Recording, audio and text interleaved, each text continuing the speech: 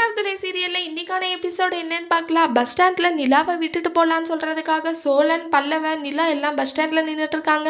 அந்த டைம்ல பல்லவன் போயிட்டு அந்த பொண்ணுகிட்ட பேச சொல்லியிருப்பாங்க. பல்லவனும் போயிட்டு பேசுறாங்க. அப்போ அந்த பல்லவன் வந்து எனக்கு உங்க அண்ணனை தான் பிடிச்சிருக்கு, ஆனா அவர் ரொம்பவே கோவமா இருக்கிற மாதிரியே இருக்கிறாரு, அதனால பேச பயமா இருக்கு, அவர் நம்பர் தரியா நான் பேசிக்கிறேன், சுலபமா பேச முடியும் ஃபோன்ல அப்படின்னு சொல்லிட்டு அந்த பொண்ணு கேட்குது.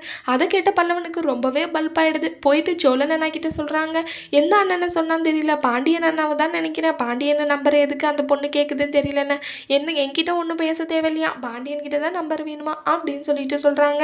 அதை கேட்ட நிலாவும் சோழனும் ரொம்பவே சிரிக்கிறாங்க.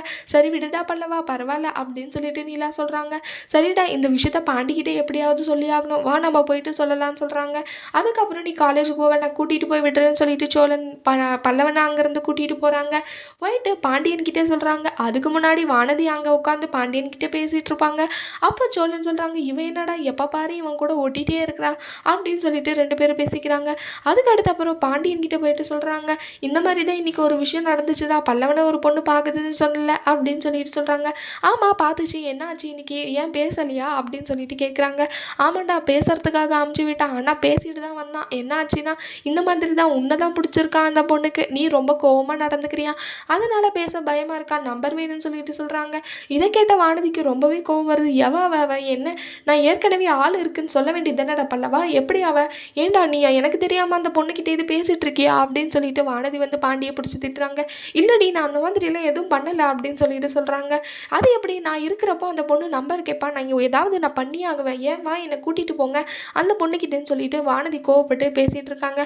அதெல்லாம் ஒன்றும் வேண்டாம் பாண்டின்னு சொல்லிட்டு இருக்காங்க பாண்டியன். அப்போ வந்து வானதி இல்லை நான் போய் கேட்டே ஆகுவேன்னு சொல்லிட்டு அங்கேருந்து போகிறாங்க. அதுக்கடுத்து சேரனண்ணா அந்த பொண்ணை பார்க்குறதுக்காக போயிருக்காங்க. அங்கே போயிட்டு அந்த பொண்ணு வந்து அவங்க விஷயத்தை பற்றி எல்லாம் சொல்கிறாங்க. நானும் ஒரு தடவை என் வாயாலே எனக்கு என்ன நடந்துச்சுன்னு சொல்லிட்டு எல்லாத்தையும் சொல்லணும் இல்லை அப்படின்னு சொல்லிட்டு எல்லா விஷயத்தையுமே சொல்கிறாங்க. இந்த மாதிரி தான் நான் படிச்சிருந்தேன், நான் லவ் பண்ணி தான் கல்யாணம் பண்ணிக்கிட்டேன் அப்படின்னு சொல்லிட்டு எல்லா விஷயத்தையும் சொல்கிறாங்க. அதுக்கப்புறம் உங்களை பற்றி சொல்லுங்கன்னு சொல்லிட்டு சொல்கிறாங்க. எனக்கு இந்த மாதிரி 3 தம்பிங்க இருக்காங்க, அவங்க எல்லாரும் விட்டு நான் என்னால் இருக்க முடியாது. அது மட்டும் இல்லாமல் 2வது தம்பிக்கு கல்யாணம் ஆகிடுச்சு, அந்த பொண்ணோட பேர் நிலா அப்படின்னு சொல்லிட்டு எல்லா விஷயம் சொல்கிறாங்க. எனக்கு இந்த இதெல்லாம் ஏற்கனவே தெரியுங்க அப்படின்னு சொல்லிட்டு அந்த பொண்ணு சொல்லுது. உங்களுக்கு என்ன கல்யாணம் பண்ணிக்கிறதுல விருப்பங்க இல்லைங்க அப்படின்னு சொல்லிட்டு அந்த பொண்ணு கேட்குது. சேரனாவும் எனக்கு விருப்பம் தாங்க அப்படின்னு சொல்லிட்டு சொல்லிடுறாங்க.